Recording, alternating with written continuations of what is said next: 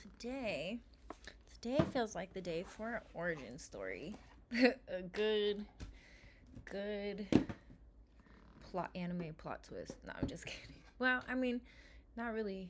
It kind of was like a big change to the life that I was living or was gonna live. Or, um, I started online work in 2017, and it was kind of a big shock and surprise to me and to everyone around me because for much of my life I was a stark introvert. So I'm still an introvert when it comes to being in public. um, I know that I'm an introvert because I have friends that are extroverted, so I've found people in my life who are exactly opposite of me so that I can at least get pushed and motivated to do social things. But I am very happy being alone and being in my house alone for uh, an extended period of time. So that introverted part never left, but the way that the trajectory of my life was going to be very different from what it is now. So I um, went to the Marine Corps right out of high school. I joined the military. I'm a military, uh, I wouldn't say brat because my dad was a Navy SEAL, but I never grew up on bases. Him and my mom weren't together. So I grew up with a lot of military mindedness and instilled in me because my grandfather and my uncles and my aunt, grandma, everyone was served um, in the military in some capacity. And um, that's just where I went right out of high school. So I always knew for the most part that I was going to be in the military. And then my older brother joined uh, a year before me, and then I joined right after I graduated. And went to college after the military, used my GI Bill, and I got a bachelor's in social work. And then I used my voc rehab and I got my master's in social work. So I went from um, my bachelor's at VCU to my master's at Cal State Long Beach. And that's the life that I was going to have. I was pretty set and determined, like, okay, I'm going to be a social worker. I'm going to help people. I'm going to, I did mental health for a long time, which was providing one on one care and case management and working with individuals doing hospice. And when I went to grad school, I couldn't couldn't deal with the stress of trying to help people and seeing so many cases uh, not have a positive outcome. And especially when I dealt with older adults and hospice, and everybody was most of my, like, I think 86% of my people had died because it's hospice. You kind of get burnt out. So I started doing programs, and I started doing macro work, and I started doing bigger community development, and uh, thought that's where my life was going to go. So in 2016, I met my partner who I started doing adult content with online. And we just lived a normal life for years. We were non monogamous, but not online. He owned an IT consulting company, and I was in my last couple semesters of grad school. When I met him, I was in my last fall semester, and then we dated for my whole last spring semester right before I graduated. And that's what I thought I was going to do. Be an Orange County housewife to somebody who owned an IT consulting business. And he was a Microsoft Gold partner. So it was like, this work primarily in schools and with like counties, and doing software and IT stuff. And slowly but surely, my life kind of changed. I graduated grad school and took a little bit of hiatus and decided to work for his company because I always loved the idea of a family business, and worked with him for months. And he had other girlfriends that he met through social media or through dating apps or through you know just the general poly community, the non-monogamy community that we had found online. And for the most part, I was pretty isolated. I didn't have really a strong desire to date. I kind of wanted to learn how to be in a relationship with one person because I had never been in a super long term committed relationship. I had boyfriends before, but never someone I lived with and invested that much time with. So that was really nice to just watch him date other people and pretty much be a support system for that. It was a lot of growing. I was not a great poly partner at first. I had a lot of monogamous things to overcome. I had a lot of social and cultural things to overcome because they uh, going from having been in school for so long and the military for so long, there was always a cut and dry, like, this is what you need to do to be successful. And in poly, there's not really a escalator type of success. There's no like you date and then you get engaged and then you get married and then you buy a house and then you have a kid and then you live happily ever after. It's like that's not how, non-monogamy works. It's kind of like be a good person, live a good life, be happy, day to day, be supportive, and do things that are authentic and genuine. And that was really hard for me at first, to go from such a structured life to something so different. So he had two partners when my life really started to change. So he had met a girl who was an accountant for the city, and he had another girlfriend who was a neurologist. So we were all very high achievers in what society said was their goal, business ownership or education or service to this country. And his newest partner was on this social media fetish based site that we were also on. And she had a really strong desire to be popular. I had never really wanted to be popular or show my life because I always felt so different from everyone. I knew that I was non monogamous most of my life, even though it wasn't always ethical at times. I had a lot of history of cheating on people, and I held a lot of disdain for who I was as a person because I wasn't a really good person. And my partner, he helped me learn that it was my abilities and my actions and my authenticity and my integrity that mattered most.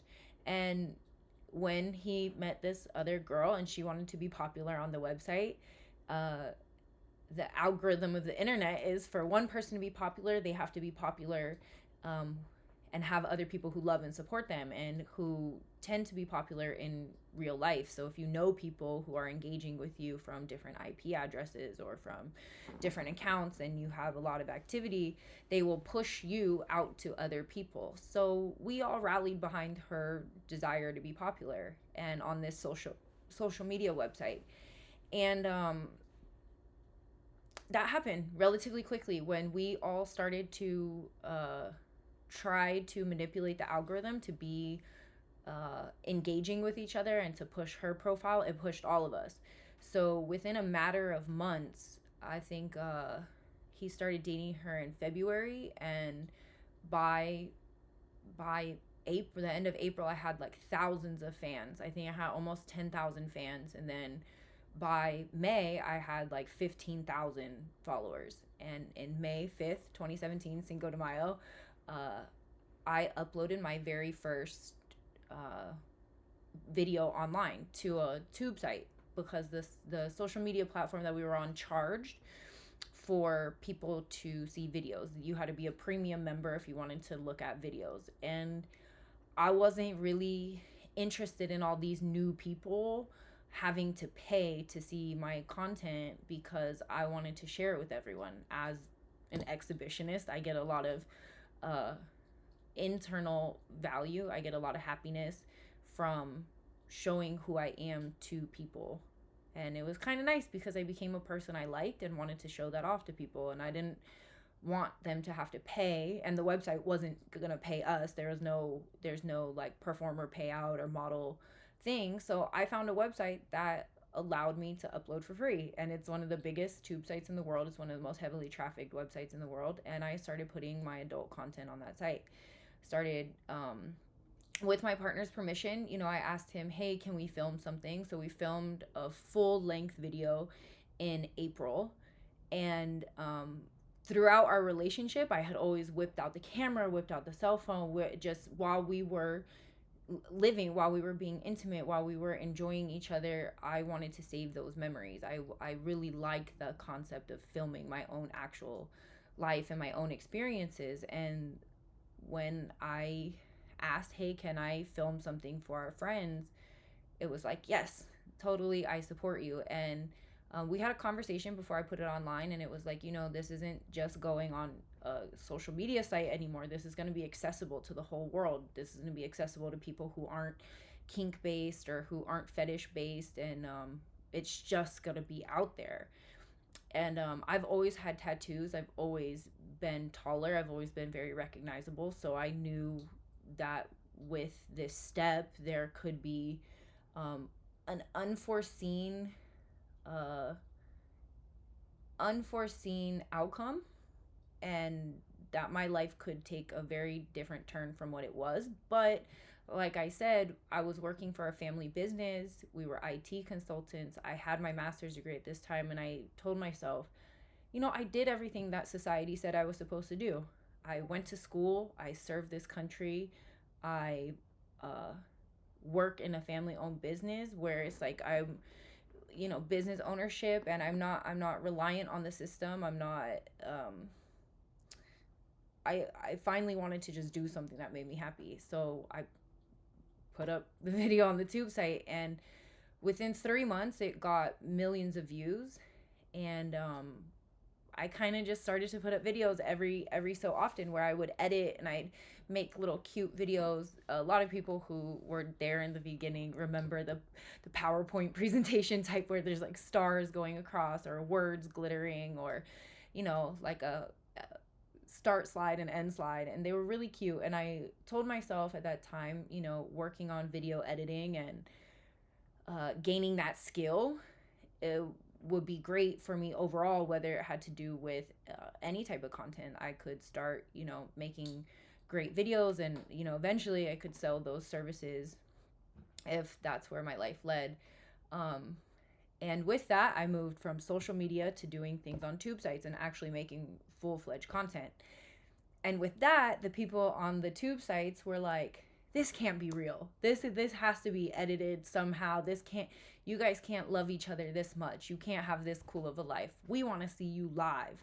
And that's where streaming came in, live streaming, and being accessible to the public at all times. So um, that that escalated to then another way that life changed, because then I became a full-time streamer. I started working almost every day to engage with my friends and my fans, and to have people come and talk to me and enjoy my live time and my presence. And with that, people were like, well, what else do you do? What do you do when you're not online? And what hobbies do you have, and what other stuff do you have going on? And that's what led to um, the main, like the public social media. So like Twitter and Snapchat and Instagram, where people were getting to see more of my actual life. And then I started on Twitch, which was one of the best decisions I ever made. I really love Twitch as a platform. Um, and I I the very first thing I did on Twitch was sell pictures of drawings. I would tell people, "What do you want me to draw for you?" And I cannot draw to save my life. And people would say, "Draw me a cat," or "Draw me mittens," or "Draw me." I remember one was like, "Draw me a giraffe," and they were terrible. They were terrible, and it seemed like it was a comedy skit, and it really wasn't. It was really me trying to draw these things for people. And I would look up, on Google, how to draw a thing step by step, and I'd follow the step by step while I was live on Twitch, and people would come and hang out. And it grew to playing video games and cooking, and talking about, animes and Marvel, and um, just more like of my actual life. And that's how I started living online, like almost a 24/7, where I wake up and all I want to do is engage with people in a positive way and show them who I am, so that they can get some benefit, whether it's entertainment or learning or not feeling alone. That's how I started online, and that's how I got to where I am today, I'm a full-time streamer, full-time content creator, and my life is uh fully encompassing of the stuff that I do online. I tell people a lot, I make content for adults. So everything I do, from cooking food with that educational base of like nutrition or working out or video games or clothing or, interpersonal relationships or how to process life, um, or self actualization, all of it is for adults, for people who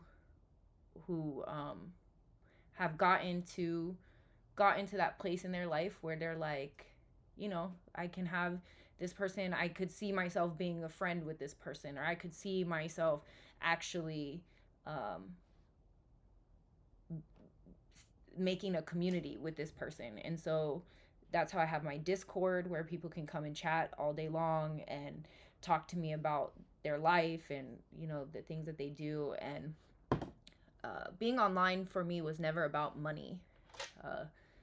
It subsequently, I get paid for the things that I do online, whether it be uploads to tube sites, whether it be selling merchandise, or having fan accounts where people can join a subscription service. All of it is just a way to interact with people more easily and on the places that make sense to them, because I, again, am an exhibitionist. I like to be watched. I like to be consumed. I like to be out there with people. So I give away most of my content for free.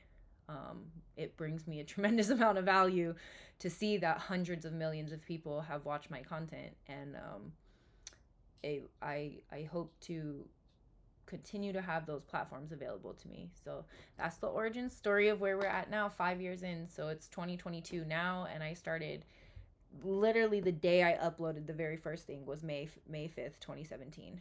So I guess you can comment any questions you have, comment anything.